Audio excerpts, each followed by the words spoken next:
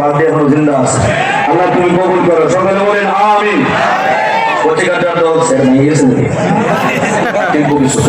কচিকাচার দল পর্দার আড়ালে সমন্বিত দিলদার পরেশগার মা বোনেরা, সর্বপ্রথম আমরা শুকরিয়া আদায় করব সেই মহান আল্লাহ রাব্বুল আলামিনের যে মালিক আমাদের দয়া করে মায়া করে 800 কোটি মানুষের ভিতর থেকে 200 কোটি জান্নাতি মুসলমানদের অন্তর্ভুক্ত করে আজকে গুনাহমুক্ত একটা পরিবেশে উলামায়ে কেরামের সান্নিধ্যে যে মালিক আমাদের বসে আছেন, সেই মালিকের দরবারে শুকরিয়া আদায় করার জন্য প্রত্যেকটা ব্যক্তি দিল থেকে বলি আলহামদুলিল্লাহ।